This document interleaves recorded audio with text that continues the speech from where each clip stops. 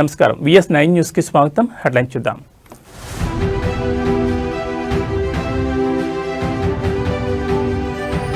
లక్ష్యాలు ఎప్పుడూ సులభంగా ఉండకూడదు. బోర్డు పరీక్షలకు హాజరయ్యే విద్యార్థులతో మోడీ ముచ్చట.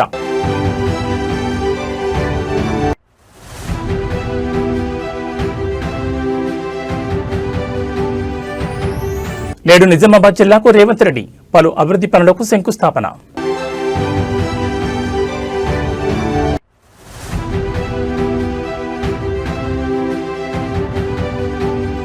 జనసేన ఎమ్మెల్యే అరవ శ్రీధర్కు హైకోర్టులో ఊరట.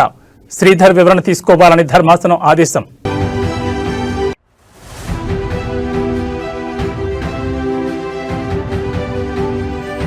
కాసేపట్లో జోగి రమేష్ ఇంటికి జగన్ రూటు మార్చుకున్న వైసీపీ అధినేత.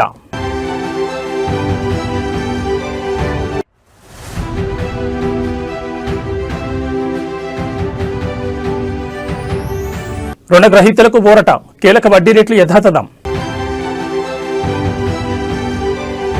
ఇక వివరాలు చూస్తే లక్ష్యాలు ఎప్పుడూ సులభంగా ఉండకూడదని ప్రధాని మోడీ సూచించారు. పరీక్ష పే చర్చ 9వ సీజన్లో భాగంగా బోర్డు పరీక్షలకు హాజరయ్యే విద్యార్థులతో మోడీ ముచ్చటించారు. గుజరాత్, కోయంబత్తూర్, రాయ్పూర్, గౌహతి, ఢిల్లీ విద్యార్థులు పాల్గొన్నారు. ఈ సందర్భంగా విద్యార్థులతో మాట్లాడుతూ ఆత్మవిశ్వాసం నింపారు. పలు సూచనలు, సలహాలు ఇచ్చారు. నైపుణ్యాల ముఖ్యమా, మార్కులా అని పిల్లలు వేసిన ప్రశ్నకు మోడీ సమాధానమిచ్చారు. ప్రతి దానిలోనూ సమతుల్యత అవసరమని చెప్పారు. 2 రకాల నైపుణ్యాలు ఉండాలని సూచించారు. నైపుణ్యం జ్ఞానంతో ప్రారంభమవుతుందని, దీంతో పాటు జీవిత నైపుణ్యాన్ని కూడా జాగ్రత్తగా చూసుకోవాలని సూచించారు. నిద్ర, మేల్కొనే సమయం, వ్యాయామం గురించి శ్రద్ధ వహించాలని సలహా ఇచ్చారు. ప్రతి నైపుణ్యాన్ని మెరుగుపరుచుకోవాలని మోడీ కోరారు. नमस्ते सर। नमस्ते। मैं श्रेया प्रधान हूँ सिक्किम से सर। सो एक सेल्फ कंपोज सॉन्ग है। सो ये 3 लैंग्वेजेस में लिखा हुआ है, अरे वाह, हिंदी, नेपाली और बंगाली में। सो ये देशभक्ति का वैसा वाला सॉन्ग है। इसका टाइटल मैंने रखा है हमारा भारत भूमि। तो आपको कविता लिखने का शौक है? Yes sir. सो कविता मैं वो नेचर के बारे में लिखती हूँ ज्यादातर। अच्छा, नेचर के विषय में। भानु जयंती ने भी लिखा था 1-2 बार। Yes sir. चलिए सुनाइए। हमारा भारत भूमि है, ऋषियों का ये देश है। हमारा भारत भूमि है, ऋषियों का ये देश है। अनेकता में एकता, शांति का परिवेश है। अनेकता में एकता, शांति का परिवेश है। देवी देवता को प्रिय वासियों, मानवता मौला एक उठानियो। शाबाश, बहुत सुंदर, बहुत सुंदर। తెలంగాణ ముఖ్యమంత్రి రేవంత్ రెడ్డి నేడు నిజామాబాద్ జిల్లాలో పర్యటించనున్నారు. వివిధ అభివృద్ధి పనులకు సంబంధించిన శంకుస్థాపనలను నిర్వహించనున్నారు. నిజామాబాద్ జిల్లాలోని బర్దీపూర్లో 687 కోట్ల రూపాయలతో చేపట్టే వివిధ అభివృద్ధి పనులకు ముఖ్యమంత్రి రేవంత్ రెడ్డి శంకుస్థాపన చేస్తారు.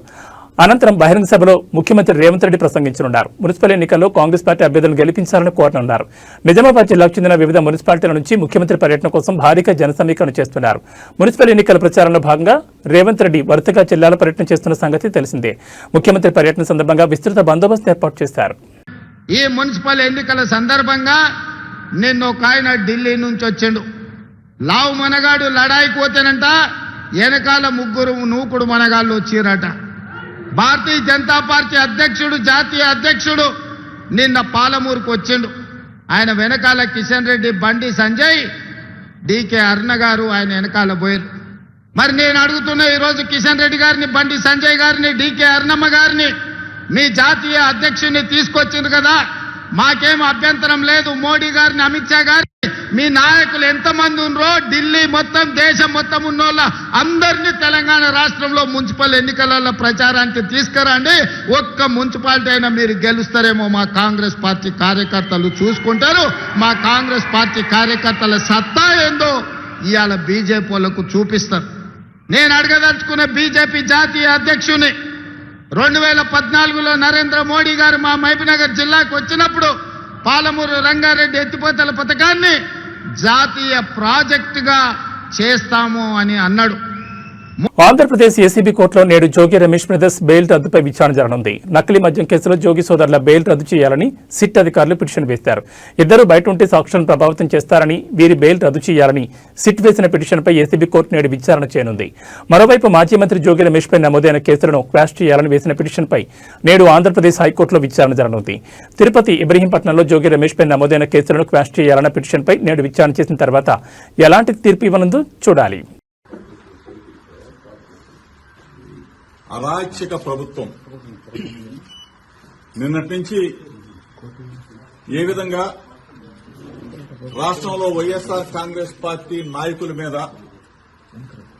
కుటుంబ సభ్యుల మీద, నివాసాల మీద ఏ విధంగా దాడి జరుగుతున్నాయో మీరు అందరూ కూడా సభ్య సమాజం మొత్తం కూడా చూస్తూ ఉన్నారు. ఇప్పుడు ఈ క్షణంలో ఇబ్రహీంపట్నంలో ఉన్న నా ఇంటి మీద చంద్రబాబు నాయుడు కొడుకు లోకేష్ ఇద్దరు కూడా నా నివాసం మీద దాడి చేయడం కోసం,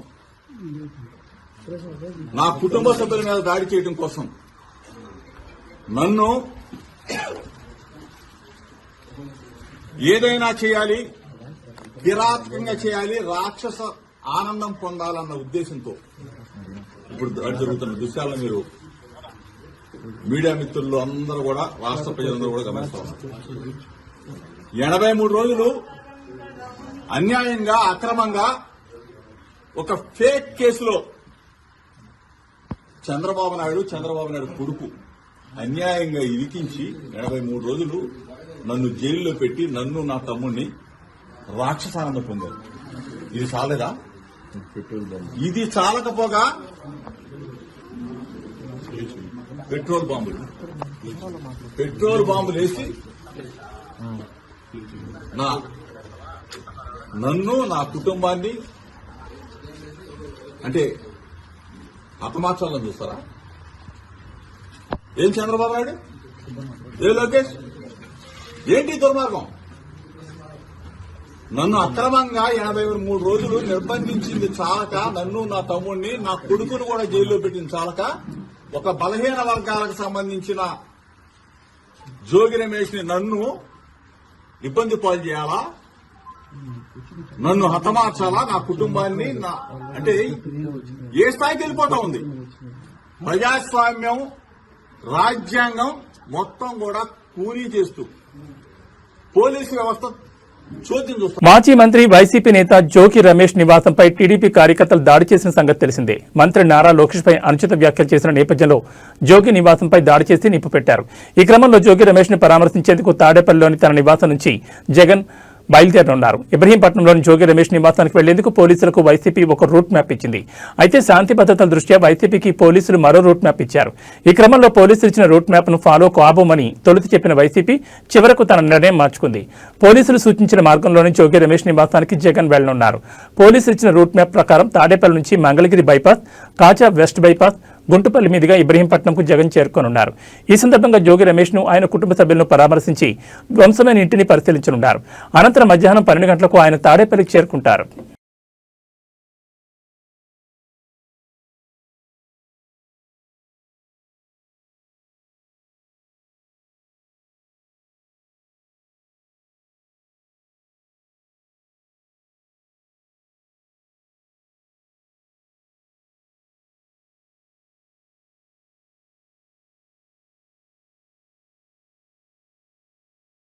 ఆంధ్రప్రదేశ్ మద్యం కుంభకోణం కేసులో నిందితుల బెయిల్ పిటిషన్పై నేడు ఏసీబీ కోర్టులో విచారణ జరగనుంది. ఈ కేసులో నిందితులుగా ఉన్న బాలాజీ గోవిందప్ప, ధనుంజయ రెడ్డి, కృష్ణమోహన్ రెడ్డిలకు కండిషన్ బెయిల్ ఇచ్చిన సంగతి తెలిసిందే.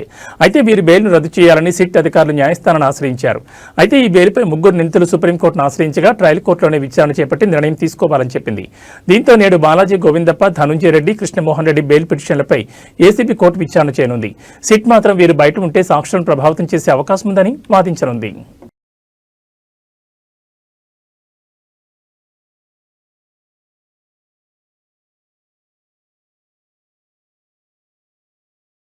తెలంగాణ జనసేన నేతలతో ఆ party chief AP deputy CM Pawan Kalyan సమావేశమయ్యారు. రాష్ట్రంలో జరిగే మున్సిపల్ ఎన్నికల్లో బీజేపీ, జనసేన అభ్యర్థుల తరపున ఆయన ప్రచారం చేయనున్నారు. ఈ క్రమంలోనే ప్రచార షెడ్యూల్ను ఖరారు చేసేందుకు తెలంగాణ జనసేన నేతలతో పవన్ మంగళగిరిలోని పార్టీ కార్యాలయంలో భేటీ అయ్యారు. ఈ మీటింగ్లో పార్టీ నేతలు మహేందర్ రెడ్డి, రామ్ తాడూరి, శంకర్ గౌడ్, సాగర్, రాజలింగం పాల్గొన్నారు. శుక్రవారం ప్రచార షెడ్యూల్ రిలీజ్ చేస్తామని తెలంగాణ నేతలు చెబుతున్నారు. బీజేపీ స్టేట్ ప్రెసిడెంట్ రామచంద్రరావు, కేంద్ర మంత్రులు కిషన్ రెడ్డి, బండి సంజయ్ ఇతర ఎంపీలతో చర్చించి పవన్ ప్రచారంపై షెడ్యూల్ రెడీ చేస్తున్నామని వివరించారు.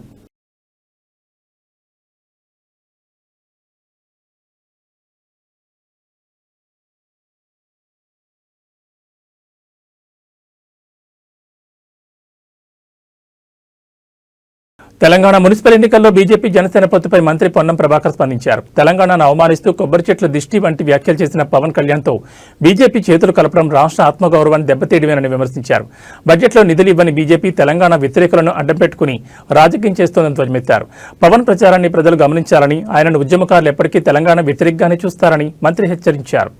ఫెడరల్ సిస్టంలో ప్రజాస్వామిక భారతదేశంలో ఎవరు ఎక్కడికైనా పోవచ్చు, ఎవరెక్కడైనా కూడా రాజకీయాల్లో ఉండొచ్చు. కానీ ఆ ప్రాంత ప్రజలను అవమానపరుస్తూ ఆ ప్రాంత ప్రజల యొక్క ఆకాంక్షకు వ్యతిరేకంగా పోరాడి తెలంగాణ పట్ల పూర్తిగా చులకన భావంతో మాట్లాడి తెలంగాణ వేర్పాటువాదంగా చూపెట్టినటువంటి పవన్ కళ్యాణ్ గారు కోనసీమలో కొబ్బరి చెట్లు ఓడిపోతే తెలంగాణ వాళ్ళ కన్న దృష్టితో ఓడిపోయినటువంటి పవన్ కళ్యాణ్ గారు తెలంగాణలో అభ్యర్థులు పెడుతూ భారతీయ జనతా పార్టీ తోటి ఒత్తుగా ఎన్నికల ప్రచారం కొనసాగిస్తాడంటే ఇది పూర్తిగా తెలంగాణ ప్రజలను అవమానపరచడమే. తెలంగాణ ప్రజలను కళ్ళు అంత దృష్టితోటి కోనసీమ కొబ్బరి చెట్లు ఎండిపోయినాయని మాట్లాడిన వ్యక్తి, అటువంటి వ్యక్తితోటి భారతీయ జనతా పార్టీ ఏ విధంగా పొత్తు పెట్టుకుంటుందో చెప్పాల్సిన అవసరం ఉంది. ఎన్నికల్లో ఓట్లు అడిగే ముందు భారతీయ జనతా పార్టీ తెలంగాణకు సంబంధించి లైంగిక వేధింపుల ఆరోపణలు ఎదుర్కొంటున్న రైల్వే కోడూరు జనసేన ఎమ్మెల్యే అరవ శ్రీధర్కు ఏపీ హైకోర్టులో ఊరట లభించింది. తనపై నమోదైన లైంగిక వేధింపుల కేసును కొట్టివేయాలని కోరుతూ ఆయన దాఖలు చేసిన పిటిషన్ను విచారించిన హైకోర్టు కీలక ఆదేశాలు జారీ చేసింది.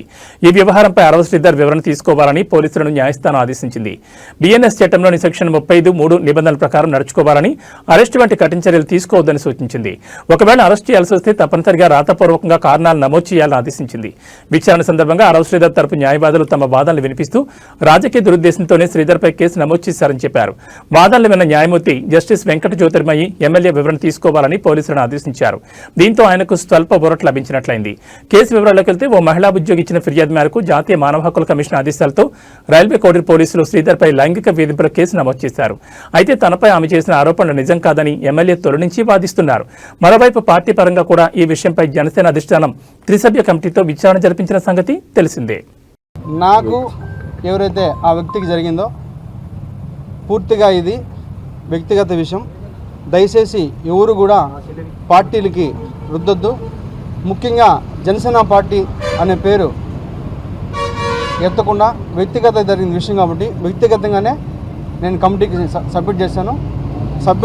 కమిటీ ఏదైతే మన పార్టీ చెప్తుందో అదేవిధంగా పార్టీ కూడా నాకు చెప్తారో ఆ చెప్పిన విధానం తర్వాతే నేను ముందుకెళ్తాను.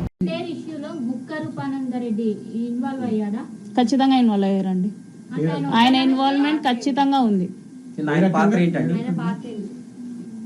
వాళ్ళు ఎప్పుడు కంట్రోల్ చేస్తూనే ఉండేవాళ్ళండి శ్రీధర్ నాతో చాలా సార్లు చెప్పి డమ్మీ క్యాండిడేట్ అండి.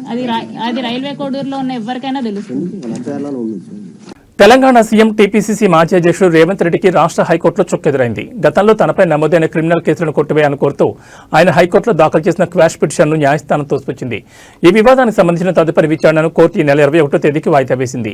సీఎం రేవంత్ రెడ్డి టీపీసీసీ అధ్యక్షుడిగా ఉండగా 2023లో జరిగిన అసెంబ్లీ ఎన్నికల సమయంలో భూపాలపల్లిలో నిర్వహించిన ఒక బహిరంగ సభలో రేవంత్ రెడ్డి ప్రసంగిస్తూ మాజీ ఎమ్మెల్యే గండ్ర వెంకటరమణారెడ్డిపై అనుచిత వ్యాఖ్యలు చేశారు. దీంతో తన వ్యక్తిత్వాన్ని దెబ్బతీసేలా అభ్యంతరకర రీతిలో రేవంత్ రెడ్డి మాట్లాడారని గండ్ర వెంకటరమణారెడ్డి పోలీసులకు ఫిర్యాదు చేశారు. ఈ ఫిర్యాదు ఆధారంగా పోలీసులు రేవంత్ రెడ్డిపై క్రిమినల్ కేసులు నమోదు చేశారు. తాజాగా ఈ కేసులను కొట్టివేయాలని రేవంత్ రెడ్డి హైకోర్టును ఆశ్రయించారు. రాజకీయ కారణాలతోనే తనపై కేసులు పెట్టారని ఆయన తరపు న్యాయవాదులు వాదించినప్పటికీ న్యాయస్థానం ఆ వాదనతో ఏకీభవించలేదు. ప్రాథమిక ఆధారాలను పరిశీలించిన అనంతరం కేసు విచారణ దశలో ఉన్నందున ఇప్పుడు కొట్టివేయలేమని స్పష్టం చేస్తూ పిటిషన్ తిరస్కరించింది. దీంతో ఈ నెల 21న జరిగే విచారణలో కోర్టు ఎలాంటి నిర్ణయం తీసుకుంటుందోనని రాజకీయ వర్గాల్లో ఆసక్తి నెలకొంది. ఈ మున్సిపల్ ఎన్నికల సందర్భంగా నిన్న ఒక ఆయన ఢిల్లీ నుంచి వచ్చిండు. లావు మనగాడు లడాయికి పోతేనంట వెనకాల ముగ్గురు నూకుడు మనగాళ్ళు వచ్చిరట. భారతీయ జనతా పార్టీ అధ్యక్షుడు, జాతీయ అధ్యక్షుడు నిన్న పాలమూరుకు వచ్చిండు. ఆయన వెనకాల కిషన్ రెడ్డి, బండి సంజయ్, డీకే అరుణ గారు ఆయన వెనకాల పోయారు. మరి నేను అడుగుతున్నా ఈరోజు కిషన్ రెడ్డి గారిని, బండి సంజయ్ గారిని, డీకే అరుణమ్మ గారిని మీ జాతీయ అధ్యక్షుడిని తీసుకొచ్చింది కదా, మాకేం అభ్యంతరం లేదు. మోడీ గారిని, అమిత్ షా గారిని మీ నాయకులు ఎంతమంది ఉన్నారో ఢిల్లీ మొత్తం దేశం మొత్తం ఉన్నోళ్ళ అందరినీ తెలంగాణ రాష్ట్రంలో మున్సిపల్ ఎన్నికలలో ప్రచారానికి తీసుకురండి. ఒక్క మున్సిపాలిటీ అయినా మీరు గెలుస్తారేమో మా కాంగ్రెస్ పార్టీ కార్యకర్తలు చూసుకుంటారు. మా కాంగ్రెస్ పార్టీ కార్యకర్తల సత్తా ఏందో ఇవాళ బీజేపీ వాళ్ళకు చూపిస్తారు. నేను అడగదలుచుకున్న బీజేపీ జాతీయ అధ్యక్షుని 2014లో నరేంద్ర మోడీ గారు మా మహబూబ్నగర్ జిల్లాకు వచ్చినప్పుడు పాలమూరు రంగారెడ్డి ఎత్తిపోతల పథకాన్ని జాతీయ ప్రాజెక్టుగా చేస్తాము అని అన్నాడు. 3 సార్లు మోడీ గారు ప్రధానమంత్రి అయ్యాడు. 12 సంవత్సరాలు బీజేపీ అధికారంలో ఉంది. మీకు చేతులు రాలేదా? పాలమూరు రంగారెడ్డి ఎత్తిపోతల పథకాన్ని జాతీయ ప్రాజెక్టుగా ప్రకటించాలన్న ఆలోచన కానీ మీకు దేవుడు ఇవ్వలేదా అని నేను అడుగుతున్నా. ఇవాళ కాళేశ్వరం ఇయ్యలేదు. వైఎస్ఆర్ జిల్లా ప్రొద్దుటూరులో ఒక కాఫీని ముగ్గురికి పంచి ఇవ్వలేదన్న కోపంతో మున్సిపల్ అధికారి అత్యుత్సాహం ప్రదర్శించారు. హోటల్ యజమాని నిరాకరించడంతో ఆగ్రహించిన అధికారి 15 నిమిషాల్లో జేసీబీ తెప్పించి హోటల్ ముందున్న ర్యాంపును అక్రమ కట్టడమంటూ తొలగించేందుకు యత్నించారు. యజమాని రోడ్డుపై పడుకుని జేసీబీని అడ్డుకోవడంతో అధికారులు వెనక్కి తగ్గారు.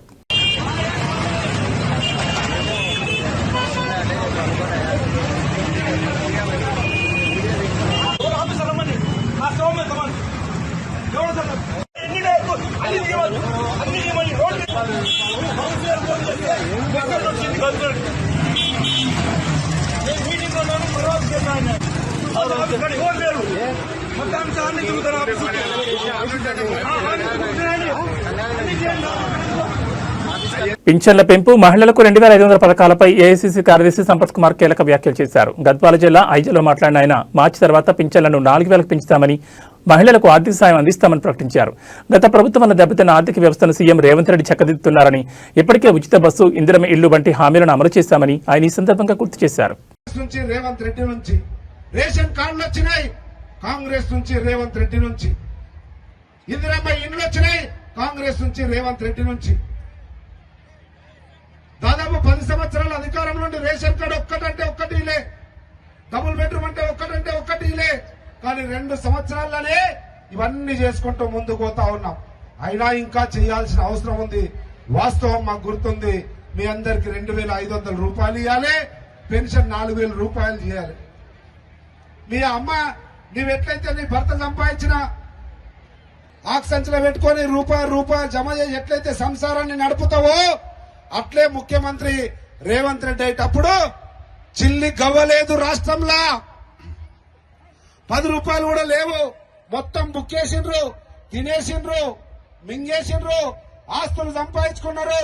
కానీ అభివృద్ధి చేయలే, గల్లపెట్ట ఖాళీ అయింది.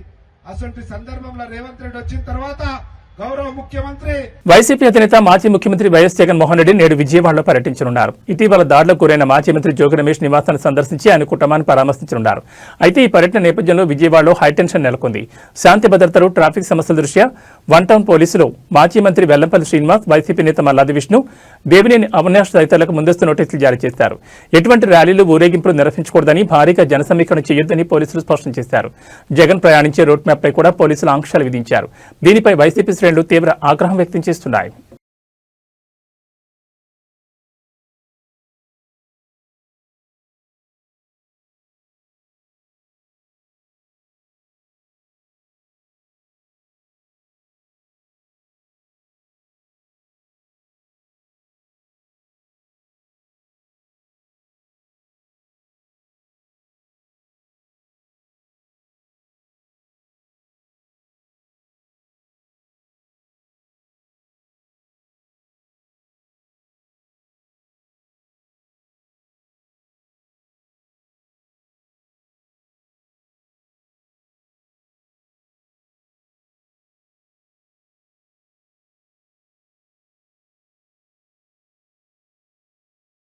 తూర్పుగోదావరి జిల్లాలో ప్రజలకు కంటి మీద కునుకు లేకుండా చేస్తోంది పెద్దపులి. అటవీశాఖ అధికారులు, పోలీసులు 2 రోజులుగా దానికోసం వెతుకుతున్నా ఇంకా ఆచూకీ తెలియలేదు. రాజానగరం మండలం జి ఎర్రంపాలెం, మండపేట మండలం కేశవరం మధ్య ఉన్న కొండపై పెద్దపులి ఉన్నట్లుగా సమాచారం అందడంతో అధికారులు థర్మల్ డ్రోన్ కెమెరాలతో పులిజాడ తెలుసుకునే ప్రయత్నం చేయగా అది కూడా విఫలమైంది. పెద్దపులి ఎక్కడుందో స్పష్టంగా గుర్తించాకే ట్రాంక్విలైజర్ వాడగలమని అధికారులు చెబుతున్నారు. స్థానికులు ఎవరూ దాన్ని రెచ్చగొట్టే ప్రయత్నాలు చేయొద్దని హెచ్చరించారు. పులిని పట్టుకునేందుకు పూణే నుంచి రెస్క్యూ టీం వచ్చిందని తెలిపారు. పులిని జాగ్రత్తగా బంధించేందుకు అధికారులు ఆచితూచి అడుగులు వేస్తున్నారు. క్వారీలు, గుట్టలు, పొదలు ఎక్కువగా ఉండడంతో ఆహారం కోసం పులి మాటు వేసి ఉంటుందని అధికారులు భావిస్తున్నారు. ఈ క్రమంలో ప్రజలు జాగ్రత్తగా ఉండాలని సూచించారు. ముఖ్యంగా కేశవరం, జి ఎర్రంపాలెం, ద్వారపూడి, పాత తొంగపాడు, కొత్త తొంగపాడు పుణ్యక్షేత్ర గ్రామాల ప్రజలు అప్రమత్తంగా ఉండాలని తెలిపారు. శుక్రవారం ఉదయం నుంచే పులిజాడు కోసం అధికారులు వెతకడం ప్రారంభించారు. ఫిబ్రవరి 3న రాజమండ్రిలోని తొర్రేల్లో పెద్దపులి రోడ్డుపై కనిపించడంతో వాహనదారులు హడలిపోయారు. దివాన్ చెరువు హైవే సమీపంలో పెద్దపులిని చూసిన వాహనదారులు భయాందోళనకు గురయ్యారు. ఓ ఇంటి ముందు తచ్చాడిన పులి ఎటు వెళ్లాలో తెలియక చివరికి ఓ కంచెను దూకి కొండల్లోకి వెళ్లినట్లుగా వాహనదారులు తెలిపారు.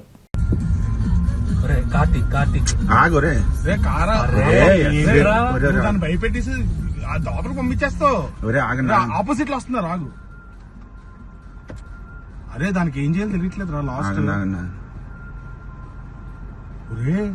ఆ సైజ్ ఏంటి రా. లోపల దూకింది రైట్ సైడ్ కి. భారతీయ రిజర్వ్ బ్యాంక్ కీలక వడ్డీ రేట్లను యథాతథంగా ఉంచింది. పాలసీ రెపో రేటును ప్రస్తుతం ఉన్న 5.25% మధ్య కొనసాగించాలని ద్రవ్య పరపతి కమిటీ ఏకగ్రీవంగా నిర్ణయించినట్లు ఆర్బీఐ గవర్నర్ సంజయ్ మల్హోత్రా ప్రకటించారు.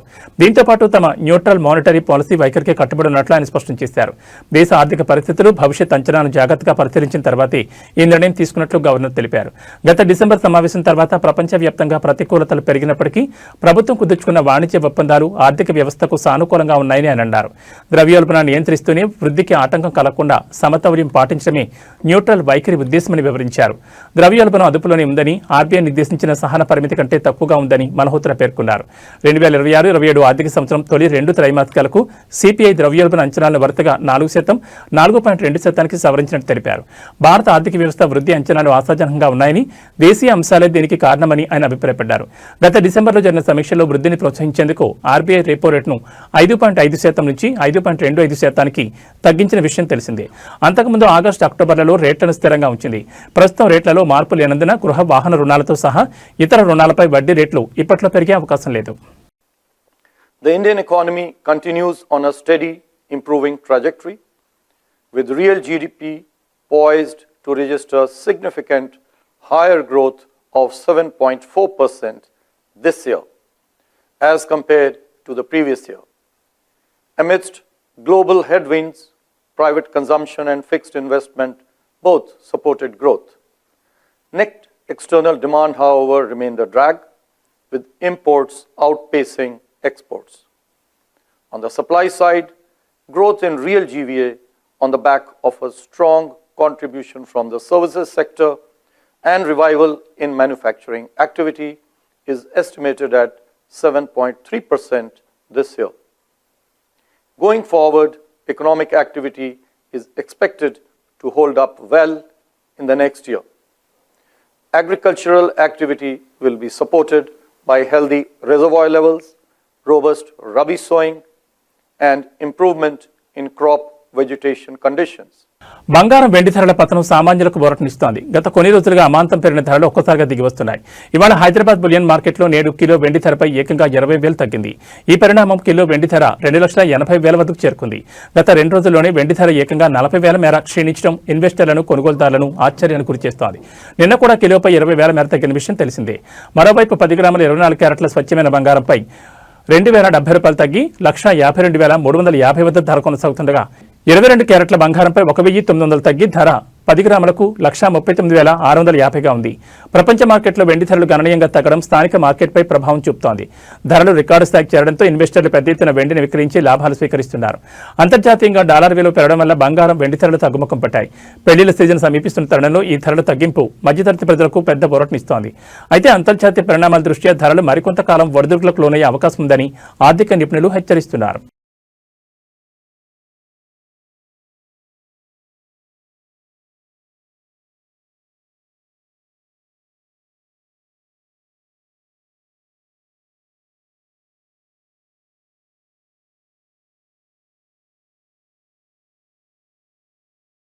ఇక బులెటిన్ ముగించే ముందు హెడ్లైన్స్ మరోసారి.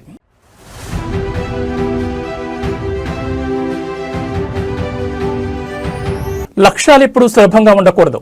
బోర్డు పరీక్షలకు హాజరయ్యే విద్యార్థులతో మోడీ ముచ్చట.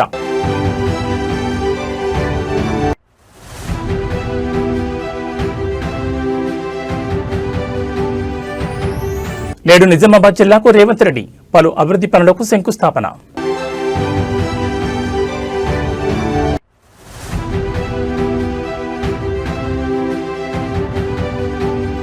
జనసేన ఎమ్మెల్యే అరవ శ్రీధర్కు హైకోర్టులో ఊరట. శ్రీధర్ వివరణ తీసుకోవాలని ధర్మాసనం ఆదేశం.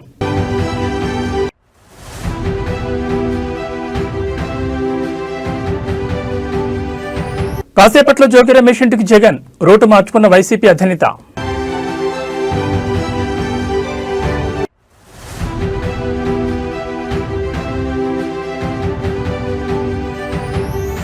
రుణగ్రహీతలకు ఊరట. కీలక వడ్డీ రేట్లు యథాతథం. ఏబీ బులెటిన్ విశేషాలు. నమస్కారం.